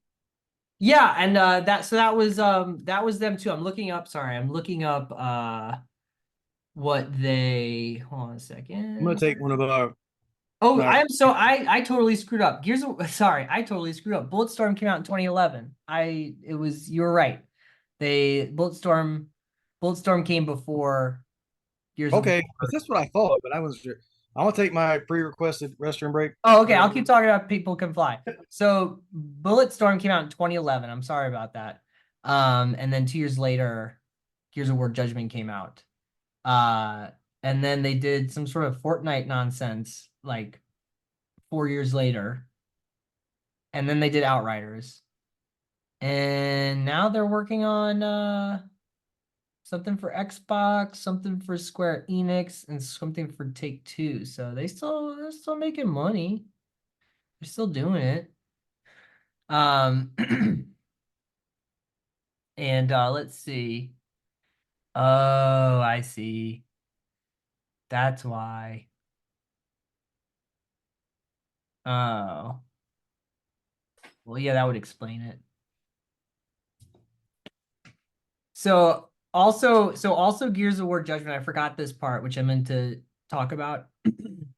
Came out around the same time as BioShock Infinite and the Tomb Raider reboot, Mm. which are both way better games. Yeah. Like if you were like, what would you spend $60 on? Like if I was a kid then, like if I was like, you have $60, you could buy Gears of War Judgment, you could buy BioShock Infinite or the new Tomb Raider. I probably would pass on Gears of War Judgment. I mean, it depends though, because are you a kid who is looking for a single player narrative experience, or you're trying to look for something to play with your boys? Because That's true. Or are you trying to do horde mode for 7 hours in a single player campaign? right, it comes down to the again. This is such a thing though for like this era of games where and my kid is very much an example of this. Like the things that I love, he doesn't give a fuck about because he has grown up, in this era of gaming where he would rather do things online with his buddies than play a single player thing, which is the only option we had, kind of coming up. So Fortnite, baby. It's all about Fortnite. yeah, but not necessarily but just he would pick probably Gears over either one of those other games. Hmm. I guess so. That's just I think that's what video games are to him. For, sure. versus for me, they're very much solo experiences that I'll never forget. Hmm. Whereas most of his memories are tied to, well, uh, Dallas did this and then Chrome did this and shit like that. And I'm like, that's not how I grew up. But like, I mean, it's just the times. Yeah. No, for sure. I guess so. Yeah, it is interesting though. Like it came out at the same time as those two rather well performing selling Yeah. games. BioShock Infinite has a lot of controversy around whether people like it or not, but I think it Yeah, sold a ton. And then I think Tomb Raider it's just my killed. least favorite Bioshock. Uh-huh. It's a really good sandbox, but from a narrative perspective, it's probably my least favorite. It does a lot of weird things. I Yeah. think it's and I think the ending of that game is fascinating, and that's something I think everyone's written about it, so I don't think I'll write about it. I would like to write about it, but I think the internet has written about I the ending mean, of Shock Infinite. I would very much be interested in your perspective on it. Well, all the lighthouses at the end is so cool, man. You get to go up. It's like all the things happened. That's so good. Anyway, but I I'm mean, getting a Bioshock, live show. I'm here for it. yeah, but Bioshock One. I mean, that's Oh. untouchable. And two was interesting. I think two's really Mhm. interesting because you play as a big guy. Was that? It's interesting.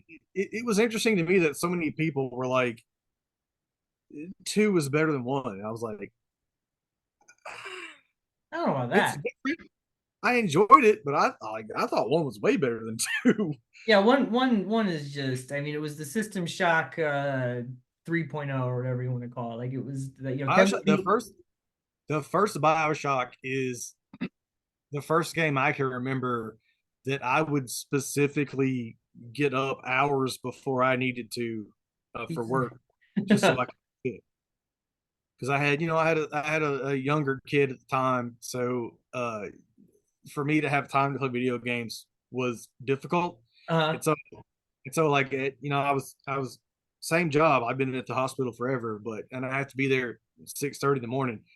I would get up at 3 to play Bioshock before I had to go to work. Like, and I wouldn't do that for many other games. And then you wanted because you wanted to beat Andrew Ryan's ass with a golf club. That's why. I was just so into it, man. And I wanted all the achievements. Like that was the thing I used to do. I used to be really into achievements and shit. So Mhm. I that requires hours and hours of playtime and dedication, and I just didn't have those hours. So the only option I had was to get up, before everybody else in the house did. So Yeah, no, that's awesome. Yeah, I mean, for me, like, BioShock's one of those games when you first played it where you like it was such a strong narrative game with a really bizarre art style and gross imagery and just yeah. it was all the things that I wanted from Well, and a also like just in a fucking amazing like area to be in. You know what I mean? yeah. Rapture was such a dope fucking just place to explore. Yeah, if you were to tell me we're gonna set a video game underwater and it's gonna be good, like I immediately am not gonna believe you because I think See, that's most the opposite for me. Like I am terrified of the ocean. I'm specifically, and Goose will make fun of me to the end of my days for this. I am terrified of sharks, and I attribute that to my dad letting me watch Jaws when I was a kid. Uh, no, like I don't mean that I'm not terrified of the water. I just think water levels in video games are always just awful. So if you were to build like a whole video game around the like you being in an underground like underwater situation, like my first thought is like, oh boy, that's not what I'm interested in. You bro, know? that game, the way that game started, I was like, this is something special because it's special for me because I don't know what it is about me, but I have this weird fascination with like giant things sinking in water. Like I was obsessed with Titanic when it came out, Huh? and I'm old enough to where there was no internet back in the day, so like we had an encyclopedia set Nice. Yeah. Hell house, yeah. and if I always used to pull the T volume off the shelf and look because they would like have these like full page like art pieces next to like certain events and stuff, and there was this painting of the Titanic sinking, and I used to pull that book down and look at that painting like all the time. And it was like in the foreground, there was like these people in like one of the lifeboats, like looking all sad and shit, looking back, and then like the Titanic itself was like halfway under. Hmm. And so the way that game started with the plane crash and you're in the ocean and shit, and you look back and you see like the tail of the plane under, I Yeah. was like, holy shit. Like this is so much my shit right now. And then getting into the bathysphere or whatever and going under, and like I used to just sit in the tunnels and like watch like the whales and shit like go by. Like that shit, it's equal parts terrifying for me, but also fascinating. Yeah. Like I just it's one of those things like a car crash. I just can't look away from it, but it scares the shit out of me.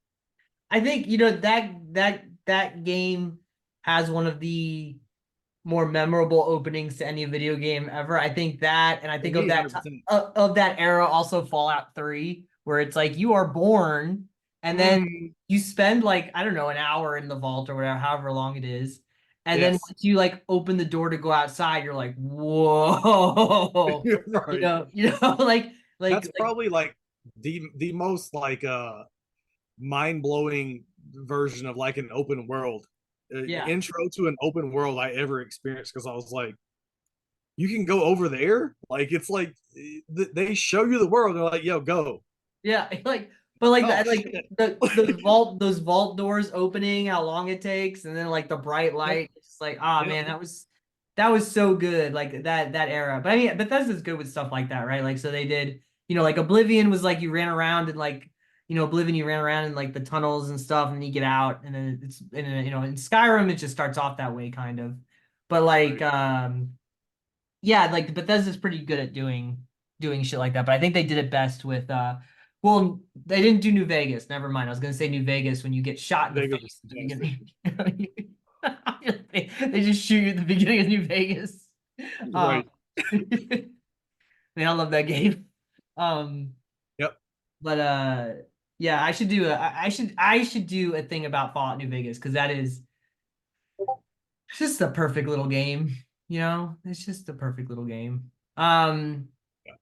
Anyways, to sum this up, I don't have really much else to say about Gears of I War have so Judgment. many notes I didn't get to. Oh yeah, go. What are your notes, dude? Come on, Sorry. hit me. Let me just look at my notebook real quick. So Oh, I do have one other thought. So you go, and then I'll circle back to this. okay, so what I alluded to earlier was Goose was here a couple weeks ago and she saw my notebook and started laughing at it. Uh-huh. The very first note I have is dumbass challenges. Yeah. I've just it just I did not like that. Uh-huh. But so one thing that came up earlier, and I was kind of maybe wondering if this came up in the novels at all, because I haven't read those and you have. Um, when Baird is like, I know we're like forbid to use the enemy weapons. Is that a is that a thing you're familiar with or no?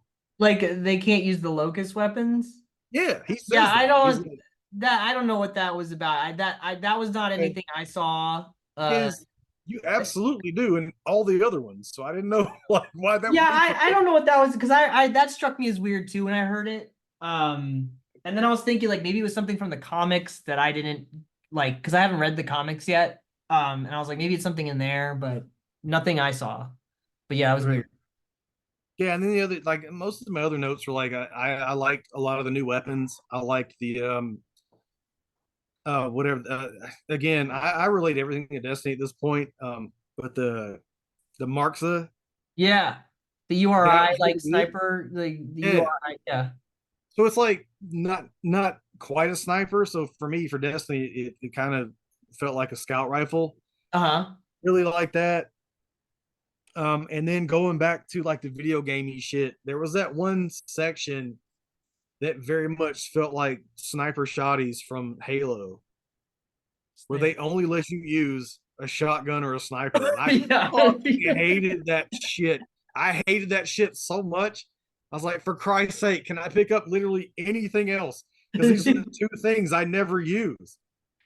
So for there to be a whole fucking section of this game where that's all you get, bro, like, nah, please no. Like, I go wild. I go pretty wild with the Nasher though. I do love that gun.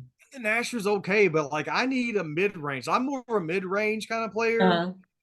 And so give me the one thing that's close up, and the other option I have is long range. Fuck out of here, man. Like Yeah, that's like it's extremes. Yeah. yeah, like But most of the rest of my notes are just like shit we've already talked about. Cole storming the beach. Cole's testimony where they stormed the beach was fucking fantastic. I thought. Uh-huh. Um, paddock section being outdoors versus where we've been the entire time. I was like, oh, this is way better than the shit we've been doing. But Yeah, so I actually wanted to go back to the Paddock stuff because I think Paddock. So there's like I think there's like little things in this game that's like really like awesome, and you see it and you're like, why isn't there more of that? And I yeah, think Paddock is one of those examples because Paddock's outside of like Barrett and Cole, and you got Sophia, but I mean, I think Paddock is one of those characters who does actually end up showing up in 4, mm, I think maybe 5. But he is a former URI dude, right? So he was taking over, he was fighting the COG, and now he is in the COG. And there's a lot of like dialogue and interesting things about what it was like to be on the other side versus the COG. And there's like even there's that scene at the end where like Loomis goes to shake his hand and Paddock's like, never. right, yeah, yeah, Like like even though he like saved Loomis's life by with like he like shot that locust that was like holding him hostage. Yeah, yeah. He obviously like he'll do his part, but he's like no love for the cog. Um, his whole story's, I think, like he's like the coolest character I felt like that could have had more to him. Um, Yes. and considering that like people can fly as an Eastern European company, uh, Garen Paddock and the UIR in Gears is essentially like the Eastern European side of the planet or whatever. Mhm.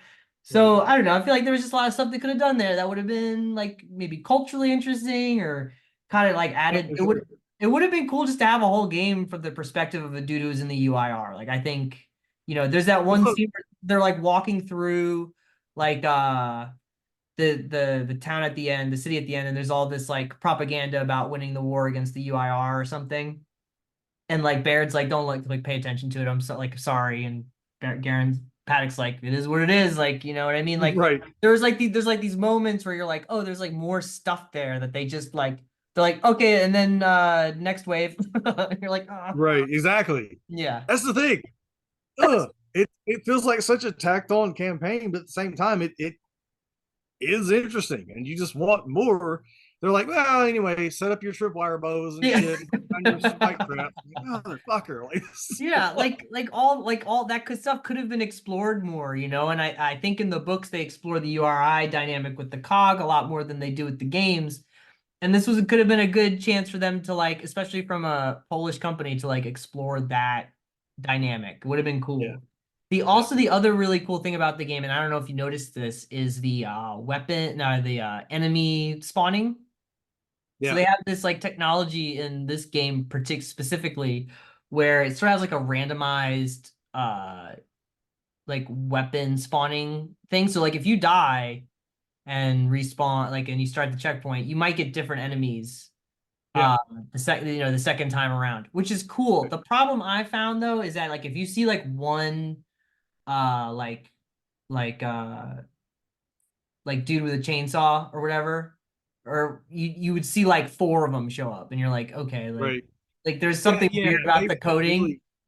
They really went super hard on the again, it speaks to the video gamey aspect of it, but like so many of the different locus, like the mulchers and the all Yeah, that, whatever they call them, grinders, whatever. grinders. Yeah, yeah, They yeah. went real hard on all those like special versions, like boomers Well, and like and if you saw one, you're like, well, there's always like four more there that spawned out exactly, too. So that was like kind of annoying because it didn't necessarily like it was like the game didn't get harder for me. It was just like we're just gonna throw more of the same enemies at yeah, you as opposed no, to creating I like a game in which you're like the skill like your skill you don't feel like you're getting better at the game. You're just getting better at managing like crowd control, which is different. exactly, exactly. Like again, like and this one, this was only my second time playing it. I think me and Jacob played through it once, and I was like, nah. Um, it again, it's just this is the one that's so much more video gaming. Hmm. It's not about being good at the game. It's not about making sense. It's not about anything. It's just like enduring the waves of whatever bullshit, or whatever or beating the timer or getting through the fog or whatever the fuck, and then like going to the next thing where it's like, well, now you have here's this thing you have to do. It's Yeah.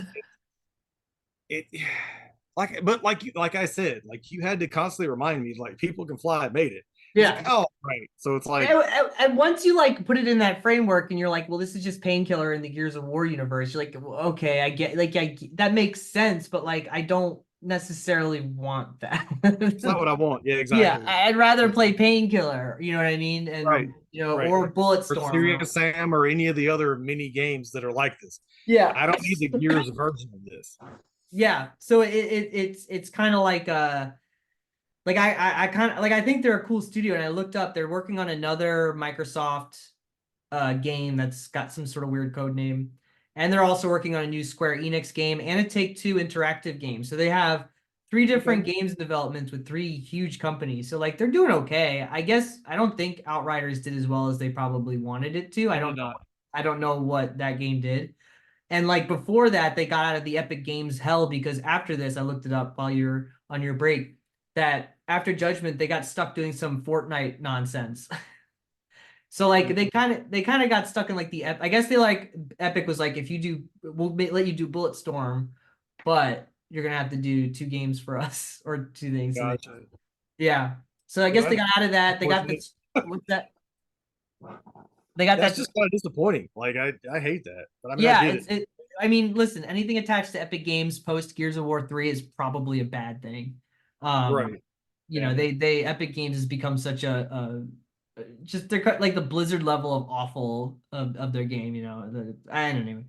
Um, but so they got that Square Enix money for Outriders, and now they're working on three different properties. So I mean, I guess they're doing okay. I'm curious to see what they do next. I think they're an interesting studio. I just don't think that I wanted them to do a Gears game, which Yeah, I know. but I do like them. I think I think they're a cool bunch of folks over there. No, Um, I agree. I would love another Bulletstorm, to be honest. Yeah, man, they got that Bulletstorm VR game coming. I don't know. I don't think they touched that though. I don't think that they worked on that, but there's a Okay. Bulletstorm VR mode coming to like the Oculus or Meta, whatever. Yeah. So that might be kind of cool. But yeah, Bulletstorm, I might have to do a thing on Bulletstorm one day because that that is like a video game, but Yeah, it is. it's done in the way that it's like it's a really uh it's a fun one. It has Right. set pieces, it has, like it has like it's a game.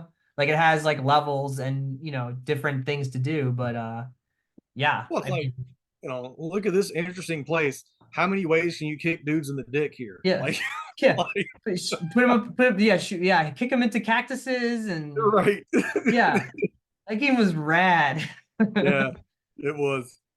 So yeah, yeah, I guess I don't have much more else to say about Gears Judgment. I think it's definitely, I mean, everyone I think already thinks this, but you can just not play it and you're fine. Yeah, yeah. You don't really need. You You can won't go miss straight any to story stuff that's important. You won't miss because like at the end of it, like the lore that's built into this game is like really like they just detonated a bomb they shouldn't have. And that's really about it. right, right.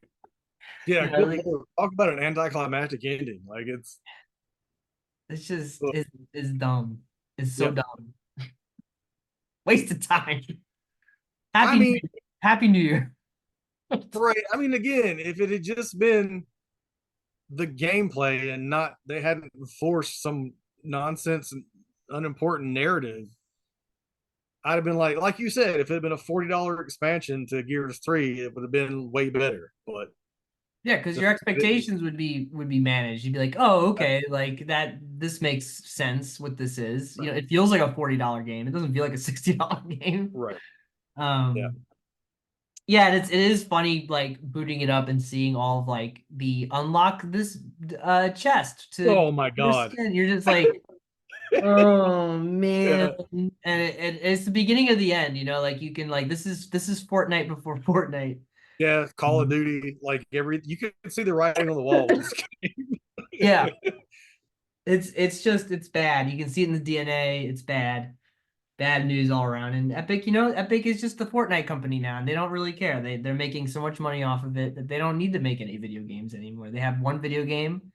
They took their Unreal games, they threw them in the garbage. They said these don't Right, exist anymore. right, And Tim Sweeney can do what Tim Sweeney wants to do, and that's what he's gonna do. He's just gonna keep making right. kids use their parents' credit cards to buy Fortnite bucks or whatever it is. V-Bucks. Yep. Yeah, the V-Bucks. Yeah, there we go. Um, well, all right. I think we'll end it there. I'm trying to think. So we're going into the new year. I don't for so my life's been chaotically good recently. But I haven't Yeah, really thought of what I wanted to do for the next 3 months, honestly. I had an idea of what I wanted to do, and then my planning kind of got sidelined a bit. So it might be a mishmash of things for the next 3 months. I'm not really sure. Um, so we shall see. So I don't know what we're going to talk about next, Mitch, if you want to join. I really don't. I kind of have to think about it. Um, Like let me know, man. Like I assume This is my what fourth time, and they have to be the four like least engaged with episodes. But any What? time, No, no, not at all. Actually, my highest streamed podcast is the one I did with Jerry about the Unreal game book. yeah, And then the second one is one with you. I think it might have been our first one or second one we did. yeah. So But man, hey, you know me, I'm happy to talk to you about anything at any time. So you just gotta let me know. well, yeah, I want to pick some. I'd like to pick a game. Like I just got to think about it. I got to pick a game that we can both get very easily, and that's not too long, and that you know might be a little different. I don't know. I got to think about it. I haven't had headspace lately to think about anything. Yeah, Um, you've been busy, man. Congrats, by the way. Like, get that big boy job. Yeah, run into. I'm gonna be in Manhattan in 2 weeks, just in the offices doing Manhattan things, and then coming back here. So I sold out is what I did. I got that. I'm gonna get that corporate money now, yes, and sir. I don't need this podcast. I don't need this Get video out of games. here. Yeah, it's gonna be like You're American entering Psycho. your Paul Verhoeven movie era, and I'm here for it. Yeah, no, yeah, this is my this is my Christian Bale runs around New York with a hatchet era. Um, so yeah, no, so I really just haven't had time to kind of think about anything besides whatever day it is that I need to get things done. So yeah, so I will update on everybody. I've got the last Karen Travis, she's gonna get back to me with the last question that I did with That her. interview has been spectacular, by the way. That lady is so cool. I love her so much. And she's just so rad. I don't know, like she's just a very interesting, I love that. thoughtful. Like, Mhm. I feel like if you ever got to interview Kevin Smith, it would go exactly the same way, but Yeah, like about vastly different stuff. But I just yeah, love how long her responses are to like any question.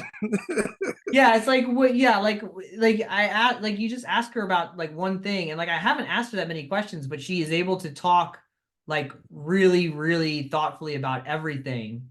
Um, and I'm just happy to be interacting with her. Yeah, it's fucking cool as shit, man. I think it's cool that she's like in her late 60s and she's a big anime dork. Like I think that's Yep. cool. Yeah. Um, Yeah. yeah, like that to me that's like really awesome. That's a medium that she is well versed in. um, Yeah. so yeah, no, so I gotta finish that up and then do like a yearly wrap up. I'm gonna work on a thing tomorrow about just sort of my where we're at now. But yeah, I really thought I was gonna do High Republic stuff for Star Wars, which I still might do, but I just have like I had zero planning. And usually I'm ahead of it more, and I just don't know what I want to do. So I might wait till the spring to do the High Republic stuff, and I might just do a mishmash of things for the next 3 months. So we'll see. But yeah, that's where we are. Mitch, do you have any closing thoughts or feelings or concerns? No, no, no, man. Like I just again, I always appreciate, you having me on so we can talk and shoot the shit. I love talking to you. And I'm very excited for whatever it is you do next because like I don't know. I love the success you're getting from the Substack, and because I think everything you're doing is super fucking cool. Thanks, Uh, dude. so I'm just glad that I've been as much of a part as I've been able to. But yeah, I check it all the time, so I'm looking forward to whatever you decide to do next. No worries, dude. Yeah, I'm gonna make you a millionaire with all this Substack fame and this Hell podcast. yeah, Yeah, I'm just kidding. deserve No, it. Like what? you deserve it, man. You're doing things that I don't see anybody else doing, and Thanks.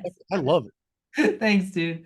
I appreciate you. No, I love having you on. And yeah, so I'll also you can find sorry, we can find Mitch on the internet as well. Divided by Werewolves podcast Yeah, on Spotify, Apple, Stitcher. What do you got? Stitcher shut down. That's the one I Oh, use. Stitcher. Dad, this is some old me. Sucks. Yeah. Yeah, it sucks. Now I have to use Spotify for my podcast, and I That's hate right. it. You get that. That's part of the algorithm, and now they just know your DNA. Yeah.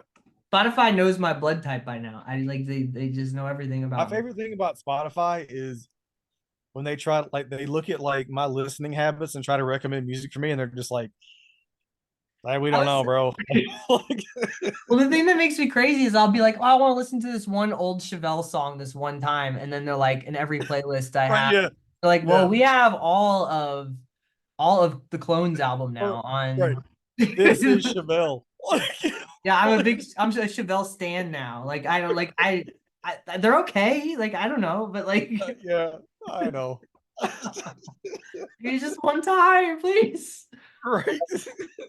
I accidentally the other day I like put on I was like, what was that one Avenged Sevenfold song that I was trying to think of, and I like put it on my Spotify, and then like sure enough the next day they're like, well, we have 4 different Avenged Sevenfold songs in your Spotify playlist. Like this is not what this is. No, guys, I did not want this. I do not listen to them. Please, please, I was curious. All right. I'll use it Right. next time. I don't know. Yeah, yeah, it's bad. All right. Well, anyways, thank you so much. I'm gonna hit the stop recording. I'm not gonna do what I sometimes do, and I just completely yeet out of here. But anyways, thank you, Mitch. Happy New Year to the internets and stuffs.